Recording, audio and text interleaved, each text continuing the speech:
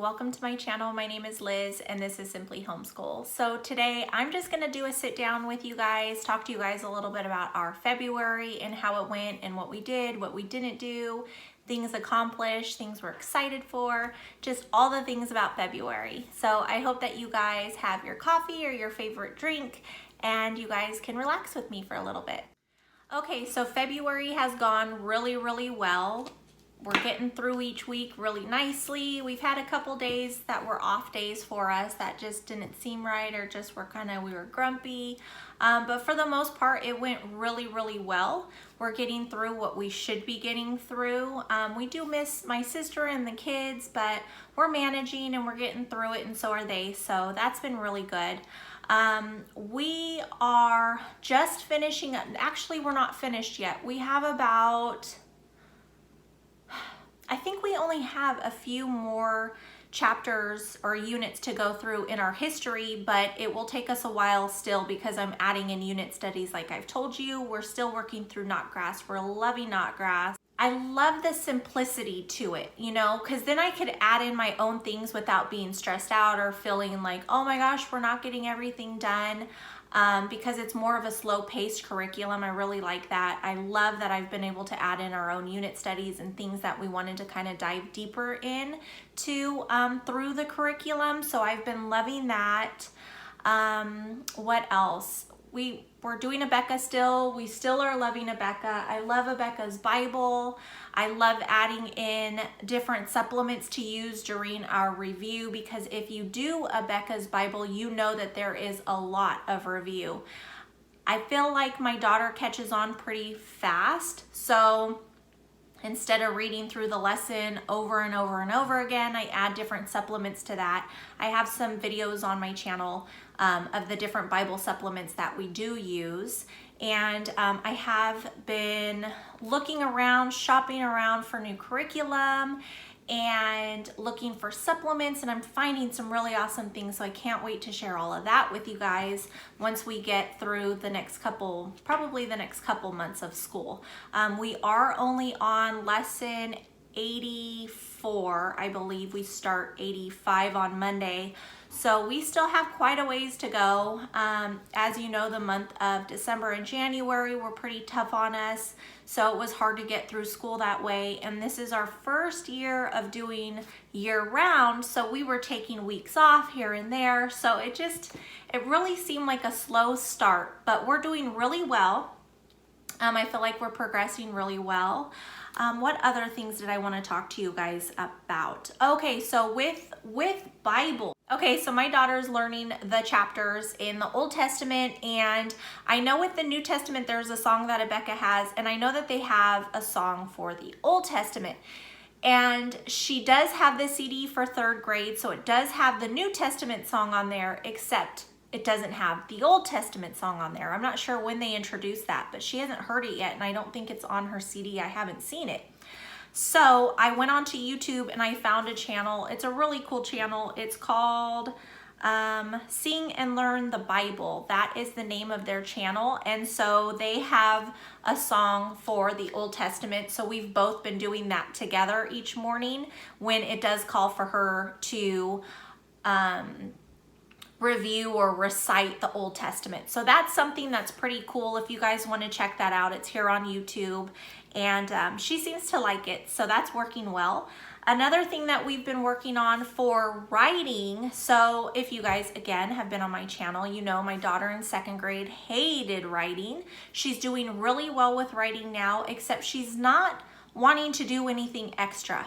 If you're with Abeka, you know that in 3rd grade and 2nd grade, there's a lot of copy work. So each day she's having, you know, a page full of copy work. And I kind of feel like it's repetitive and she's getting really bored with it.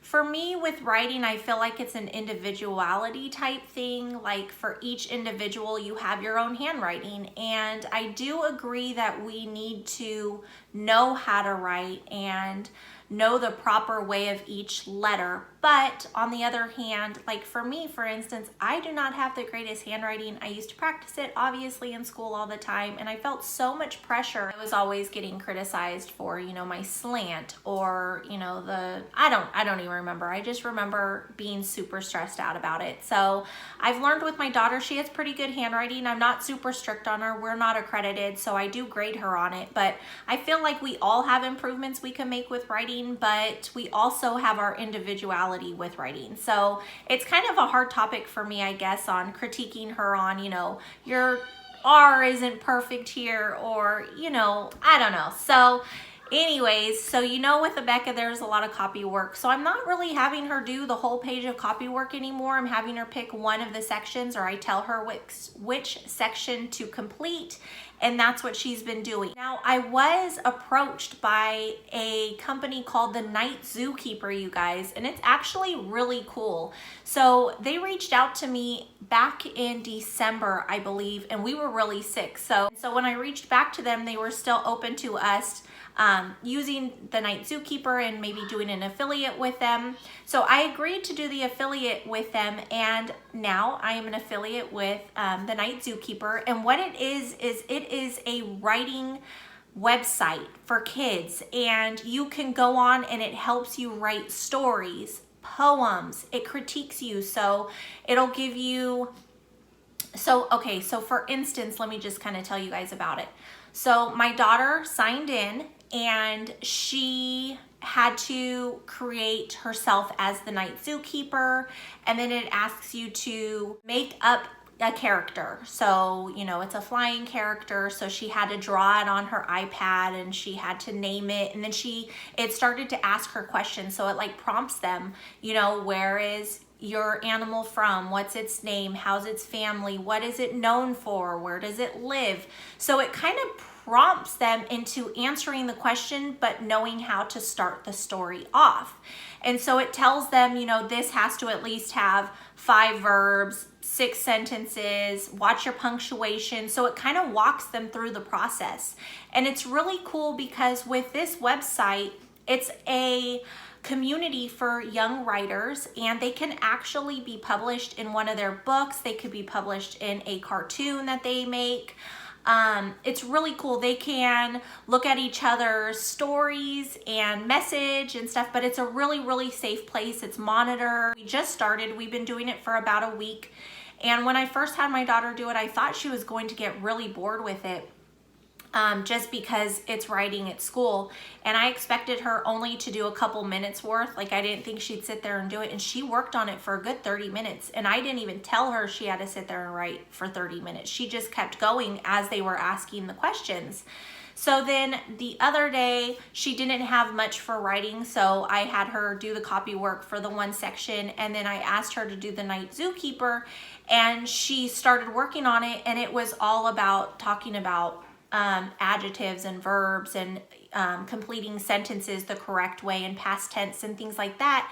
And they can earn like prizes. They could earn little tokens or toys for their, I don't even know if they're toys, but like little characters for their zoo or their zoo pets. It's just super cute, and I'm actually really loving it. So if you guys are at all interested, I will have the link down below. If you click on my link, you will get a 7-day free trial. And if you decide to subscribe to their program for the whole year subscription, I want to say they give you like 50% discount. So I think that that's pretty cool. But if you guys just want to check it out, it is really, really, really cool. And I'm looking forward to her being more creative and wanting to get back into story writing. So that is a huge thing for this month that I think is going to be a lot of fun added into her writing curriculum. With Rebecca, the writing's kind of, it's not that fun, I would say. It's a great curriculum. You know me, you guys. I love Rebecca's curriculum. I think it's super solid and a great curriculum, but sometimes the kids need a little bit of fun, okay? So don't mind me, I'm looking down at my notes. So that is about the Night Zookeeper. For this month, we've been playing a lot of math games. I think that that has been a really, really, really great thing to add into our curriculum, or our day, not our curriculum, our day for schooling. It's helped. It's a lot of fun for me and my daughter. She's loving the popcorn multiplication game right now. She did just start learning area and perimeters and stuff, so I'm gonna have to look up stuff to see if I could find anything on that. What else with math? We did do the times tables. That helped tremendously, you guys. And I was super stressed out because I'm a type A. So, you know, she's given so many lessons during the year, and I was worried that she was going to be behind in her math lessons if she took the 2 weeks off to do times tables. Now, some people do 1 week. I did 2. I did 1 week. The first week I did part 1. The second week we did part 2. I feel like that worked out really, really well. So I will have a link down below for that as well. We purchased ours through Amazon. I think it was like $22, which wasn't bad at all. So we did that 2 weeks. So yeah, so it kind of put us back 2 weeks in our curriculum, but if it helps, it's better than them falling behind and then it being worse, right? So that is going on with our math. Let's see, in my day in the lives, I've talked about my son kind of just doing school whenever he wants. That is still happening. I've been noticing, like I said, he's been really wanting to do school on weekends even. Yesterday was Saturday and he was like, school today? School today? So I told him, no, we don't have to do school, but he still did a puzzle. He did a little number puzzle today while I was doing my, my planning, my scheduling for this coming up week. And, you know, I'm okay with that as long as he's wanting to. I have been noticing, and this is a big deal for me, specifically, I don't know if you guys feel the same way, but he's been coming out here and looking at pages that have writing on it. He picked up one of his sister's papers that had writing, and he started to try to say the ABCs. So I feel like he's starting to want to learn. So I'm hoping I'm doing it the right way. I am no professional, you guys. My daughter was completely different. At his age, we were sitting down, we were learning the alphabet, like writing and everything. With him, he doesn't want to write. He gets frustrated. We do have a little bit of a language barrier because he has a speech delay. So, you know, I'm taking my time. I'm letting him take his time. Everything will happen when it's supposed to. So I'm running with that. You just have faith in the Lord, and you know that he'll lead you in the right direction if you pray to him. And that's what we've been doing. So that seems to be working out really well for us. Another thing, now this is more on a personal note, I decided to start working out again. So this was my first week of working out. I've been trying to watch what I've been eating. So, I mean, I don't normally eat horrible, but we do, you know, I eat candy sometimes, or, you know, my favorite ice creams if you've seen my hauls.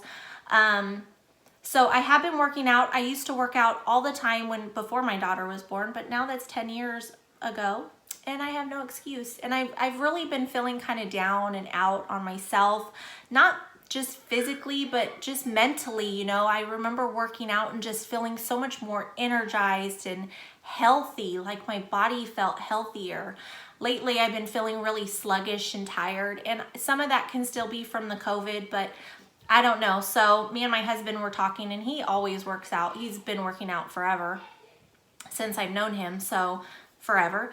And so we just decided as a family that we're gonna start, you know, doing better, eating better, even the kids, you know, exercising more. That's another thing that I've been doing. So let's go to that now.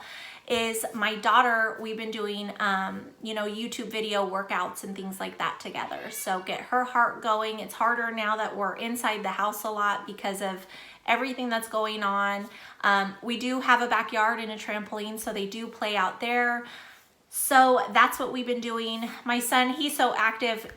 He runs around the house like crazy all day long, so he's good. But I feel like us as a family, we just want to get healthier, you know, heart healthy, and yeah, mentally, I think it helps a lot too, mentally. And yeah, so we've been working out. We've been trying to, you know, be healthier. So that's something else. Okay, so this is kind of, Okay, so I have an idea and I really want to do it. I have been praying my little heart out on this subject For me, I have always been somebody who loves to organize. I'm the type of person that will kind of make a mess to organize it in a way. I'm constantly going through our cabinets in the house, the kids' rooms, our drawers, everything, our garage. I'm constantly reorganizing. I'm constantly trying to plan out things. So being a homeschooling mom and falling into the role of having to plan out my daughter's schooling and my son's, I've kind of taken on that role to do my nieces because I love it. My sister is not huge on things like that, so I don't mind doing it, so I always ask her if I could do it. And I've really been thinking, I get a lot of messages from different homeschooling moms, especially you Abeka moms, asking about how I organize and how I get it prepared. And I've done a video on it. I know that some of you are super busy and it's harder to be motivated in doing these organizing type of things, just like, you know, my sister. So I was really thinking about organizing for other homeschooling moms. Now, I'm kind of even embarrassed to talk to you guys about this. I don't even know why. Maybe just because I don't want to be shot down or, you know, I don't know. But I was thinking of doing people's organizing. So for you homeschooling moms that are using Abeka and you want to be more organized, but you don't know how or you don't have the time, if you are willing to have someone do it for you, I would be your lady. So I haven't quite figured out all the quirks yet because I know it's expensive for shipping and things like that. So I have ideas on how I want to do it and how I would like to do it for you moms, and to give you guys different options on what you guys would like for the organization as far as the filing system, the binder system, or it in binded books.